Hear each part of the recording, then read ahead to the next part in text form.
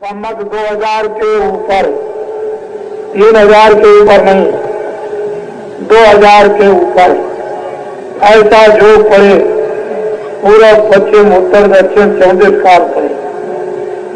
अकाल मृत्यु होगी जब नहीं, प्रजा बहुत मरे। मुझे इससे कोई मतलब नहीं, मुझे तो महापुरुषों की सिद्ध और सत्य वाणी से मतलब है कि उन्होंने क्या कहा वो सत्य है या नहीं। 60 बरस उन सज्जुग आवे, धर्म की बेल बढ़े, अरे मन धीरज क्यों ना धरे। हजारों वर्षों के लिए सज्जुग आएगा इस कलयुग में, और कलयुग अभी खत्म नहीं होगा, लेकिन कलयुग में सतयुग लग जाएगा। सोवरण फल पृथ्वी फूले, सुख की दशा फिरे, अरे मन धीरज क्यों न धरे। काल जाल से कोई बचेगा जो गुरु का ध्यान धरे। सूरदास यह हर की लीला तारो नाई करे। सूरदास ने 1000 बरस के लिए या 1500 बरस के लिए, संवत के लिए क्यों नहीं कहा। यही उन्होंने क्यों कह दिया कि संवत 2000 के ऊपर।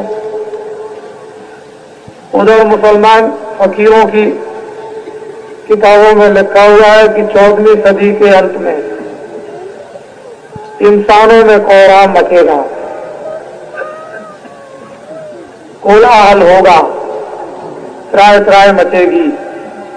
उसी समय पर खुदा का पैगाम लेकर एक फकीर जमीन पर उतरेगा,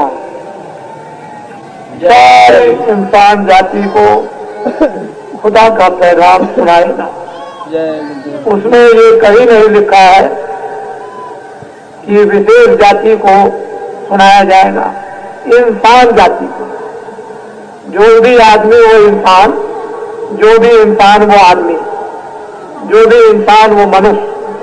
वहां मनुष्य और इंसानों की बात की, किसी छोटे मोटे आंकड़े और समुदाय की बात नहीं। सारी इंसान जाति को खुदा का पैगाम सुनाएगा। रामायण कहती है जब जब हो धर्म की हानि, बाणे असुर महाअभिमानी, तब तब प्रभु धरत मनुज शरीरा। मनुष्य रूपी मकान में विशुद्ध पवित्र आत्माएं उसके हुक्म से भेजी जाएंगी और उनके द्वारा धर्म की स्थापना होगी। उधर ईसाइयों की किताबें कहती हैं कि मैं जमीन पर आऊंगा, मेरा इंतजार करो। जब तक नहीं आता हूं तब तक गरीबों की सेवा और उसकी प्रार्थना करते रहे। ऐसा मालूम होता है कि तीनों आचार्यों ने, तीनों देवताओं ने, तीनों अवतारी शक्तियों ने ये उन्होंने देखा, और साथ ही साथ सूरदास ने भी देखा और लोगों ने भी देखा। इतना समय तो मेरे पास नहीं है। तो जब उन्होंने देखा तो समय का पूरा आपको दृश्य सामने खींच करके रख दिया। अब ये ठीक है कि अपने पास में समय नहीं, बुद्धि नहीं कि हम आत्माओं के नजदीक बैठकर कुछ अच्छी बातों को दूर तक सोचें और समझें, विवेक और विचार करें। पर मैं आपको ये कहना चाहूंगा कि फकीर महात्माओं की बातें कभी मिथ्या नहीं होती। इस पर हम सब लोगों को, धरती के इंसान और आदमियों को ये तो धर्म क्षेत्र का स्थल है, धर्म क्षेत्र भूमि है, और ये धर्म पुराण एक अड्डा है, और ऋषियों मुनियों का एक यहाँ जमघट हमेशा लगा रहता है। उसका हमें सबको गौरव स्वाभिमान होना भी चाहिए। और वो लोग, उनके कभी वचन वाणी कलाम गलत मिथ्या झूठ नहीं होते। बाबा जी ने आपके सामने एक छोटी सी बात रखी, उसी में लोगों को संदेह हुआ। मैंने कोई ऐसी बात नहीं रखी कि आपके ऊपर कोई दबाव डाला जा रहा है, ऐसी कोई बात नहीं। मैंने तो ये कहा कि पापों का घड़ा भर गया, आप लोग इसका प्रयत्न करो कि पापों का घड़ा भरे नहीं। एक कंस ने बच्चे 7 मार दिए, उसके लिए कृष्ण भगवान को जन्म लेना पड़ा। ऋषियों का खून लिया गया, उसके लिए राम को जन्म लेना पड़ा।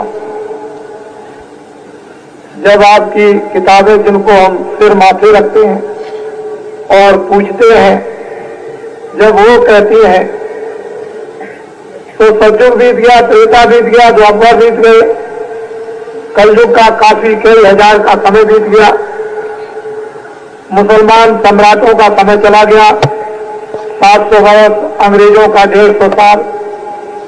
क्यों भाई, यही समय क्या ऐसा आया था? ये सब सृष्टि तो भगवान की है। उन्होंने तो किताबों के जो शास्त्रों में लिखा है कि मैंने सबकी किस्मत और प्रारब्ध बनाई, तकदीर बनाई, उनके लिए सब सामान रखा, सबको विश्वास दिलाया जा रहा।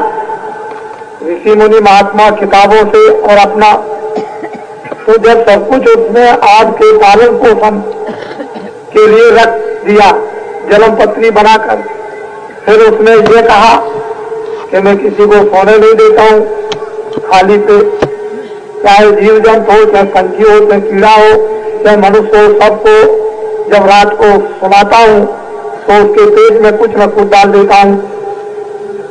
जहां भारत का धर्म, भारत का ज्ञान, भारत का विश्वास ये आपको बात याद दिलाता हो, तो क्यों भाई ऐसी बात क्या आ गई, जरूरत पड़ गई कि देश में आबादी ज्यादा बढ़ गई, अब अन्न नहीं है, अब चीनी नहीं है, अब चावल नहीं है, अब गुड़ नहीं है, और अब ये नहीं है, अब ज्वार मक्का बाजरा नहीं है।